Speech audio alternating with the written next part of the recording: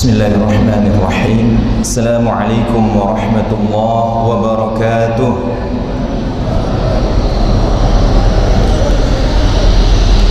Alhamdulillahi ala ihsanih wa syukru lahu ala taufiqihi wa amtinanih.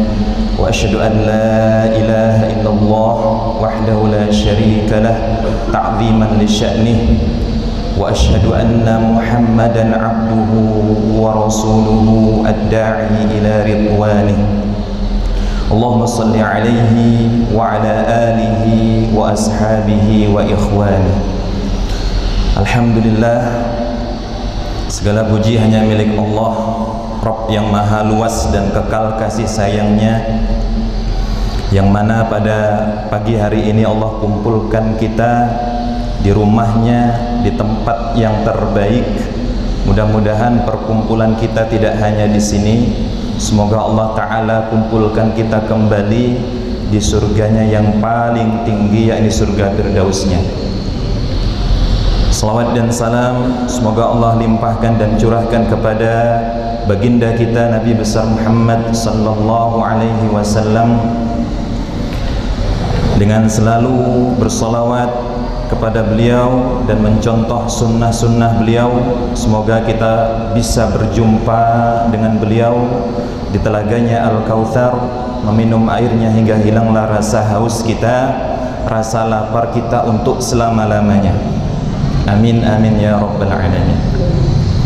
Pertama-tama saya ucapkan jazakumullahu khairan kepada para DKM Musalla Al-Muqarrabin ini, dan kepada para penginisiasi daripada kajian Ruqyah Syar'iyah ini.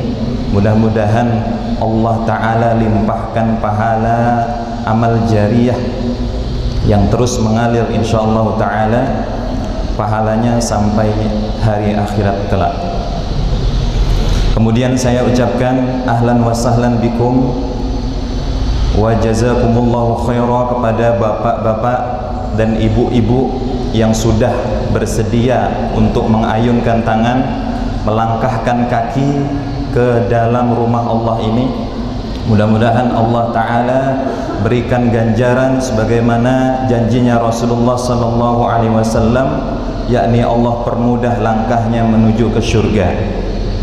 Dan Allah Ta'ala tenangkan jiwanya, Allah rahmati kita, dan Allah Ta'ala sebut-sebut nama kita, serta diliputi kita oleh para malaikatnya. Bapak dan Ibu semuanya, perkenalkan, nama saya Satrio Abu Mahira.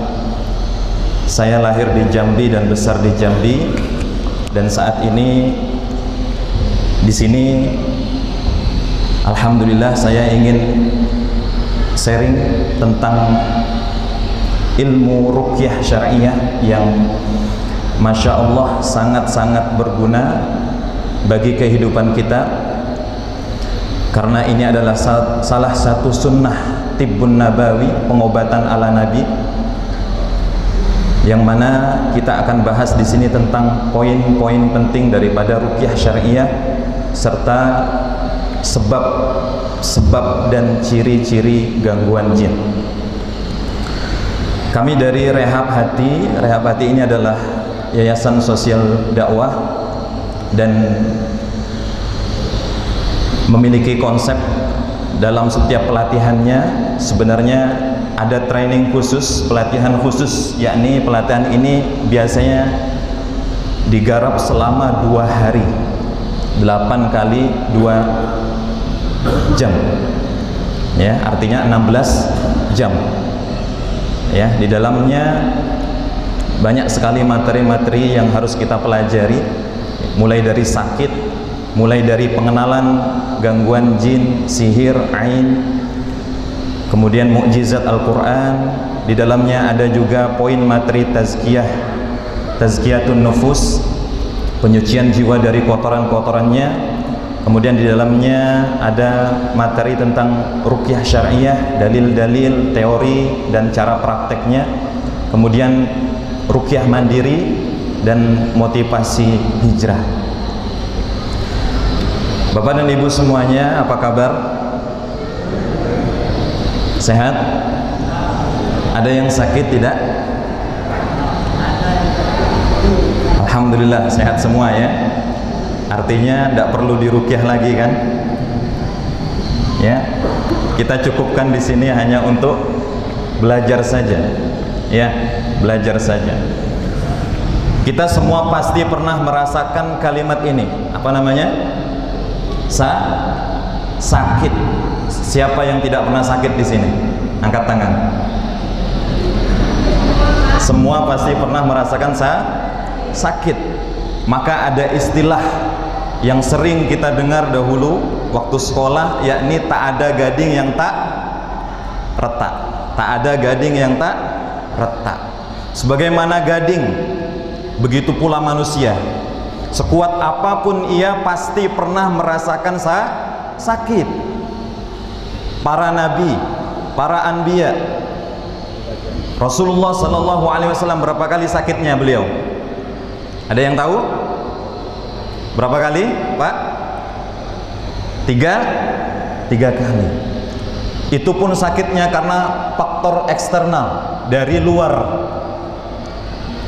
yakni sakitnya beliau karena pernah diracuni oleh seorang Yahudi.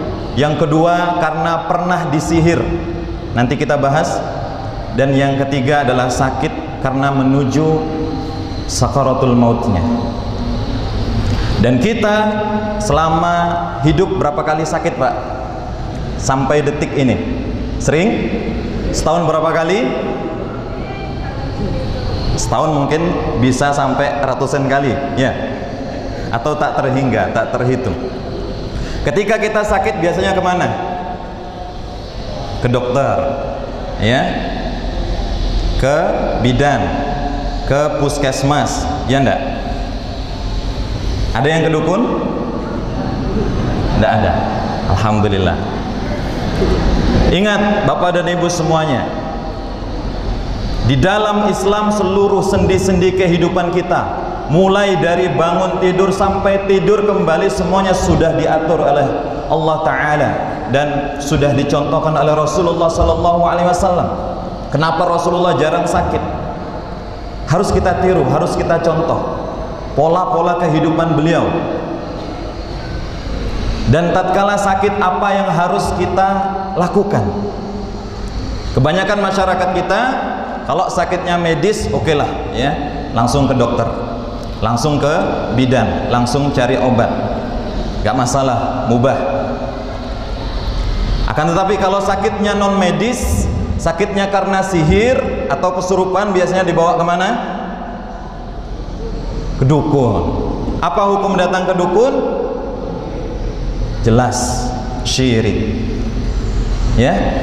Maka apakah Islam tidak punya solusi ketika ada orang yang sakit karena terkena sihir atau terkena gangguan jin ataupun ain? Ada Bapak dan Ibu, yakni ruqyah syar'iyah.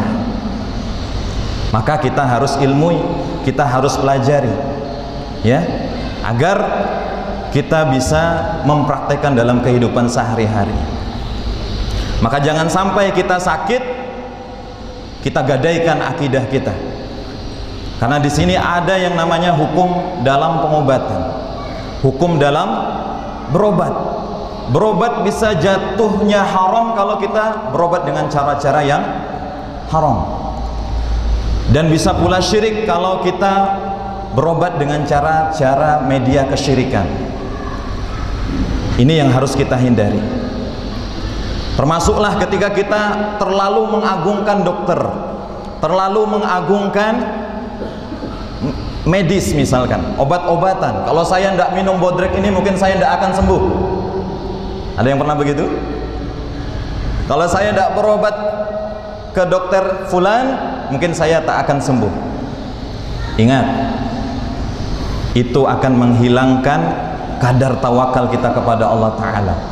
Kita malah menggantungkan kepada makhluk, bisa jatuh ke dalam ranah kesyirikan. Hati-hati Bapak dan Ibu, hati-hati. Begitu pula Ketika kita sakit karena ulah sihir, atau karena gangguan jin, atau karena jomblo menahun, ya, jangan sampai datang ke dukun. Jangan sampai datang ke dukun, karena ancamannya luar biasa Bapak dan Ibu. Ancaman dari Rasulullah sallallahu alaihi wasallam bahwasanya man ata arrafan fasa'alahu an syai'in lam tuqbal lahu salatan arba'ina lailah. Barang siapa yang mendatangi tukang ramal, maka salatnya selama 40 hari tidak diterima. Man ata kahinan aw arrafan fasaddaqahu bima yaqul faqad kafara bima unzila ala Muhammadin. Barang siapa yang mendatangi dukun atau tukang ramal lalu ia membenarkan perkataannya, maka berarti ia telah kufur kepada Al-Quran yang telah diturunkan kepada Muhammad sallallahu alaihi wasallam. Maka jangan ada dukun di antara kita Bapak dan Ibu, dan jangan pernah mengunjungi dukun, karena bahaya sekali. Akidah kita bisa tergadai, dan ini pula lah yang menjadi sebab masuknya syaitan jin ke dalam tubuh kita. Di Indonesia banyak dukun, ya, bahkan jumlah dukun ada 1 juta lebih, bahkan ada asosiasinya, bahkan disahkan oleh Kemenkumham legal, ya. Kisosnya apa untuk para tukang-tukang dukun ini, para penyihir dalam Islam apa? Ada yang tahu? Ada yang tahu? Dipotong lehernya, dipancung, ya, dalam Islam. Tapi di Indonesia dilegalkan. Nah, maka jangan sampai kita tergadai akidah kita ketika kita sakit, kita kunjungi mereka, para dukun, para normal, ya, orang-orang pintar. Jangan. Carilah pengobatan-pengobatan yang kita aman di dalamnya, yakni dengan cara ruqyah syariah. Ini salah satunya. Selain dapat sehatnya insya Allah, dapat pula pahala sunnahnya. Maka tatkala kita sakit, hendaknya kita menggali hikmah yang banyak yang bisa kita gapai ketika kita sedang sakit, ya. Ada yang tahu hikmah sakit apa? Salah satunya adalah penggugur dosa, penggugur dosa-dosa kita. Kalau kita ridho, kalau kita tidak ridho bagaimana? Maka Allah akan tambahkan sakitnya. Kalau kita marah ketika diuji, kata Rasulullah apa? Wa man sakhita falahus sakhat. Allah tambahkan lagi sakitnya. Fi qulubihim marad fazadahumullahu marada. Di dalam hatinya ada penyakit, lalu Allah tambahkan lagi sakitnya. Nauzubillah. Maka gali hikmahnya. Harus bersabar tatkala diuji dengan sakit. Karena sakit pula hikmahnya dia sebagai ujian bagi orang-orang yang beriman, bagi orang-orang yang pantas diuji, ya. Mungkin sholat kita selama ini masih bolong-bolong, mungkin amalan-amalan kita masih jauh dari kata sempurna, masih jauh dari kata khusyuk. Cara Allah menyayangi hambanya, Allah berikan ia sakit sebagai sarana penebus dosa-dosanya, dan sebagai sarana apa? Mendapatkan banyak pahala kesabaran. Pahala sabar dalam sakit itu luar biasa Bapak dan Ibu semuanya.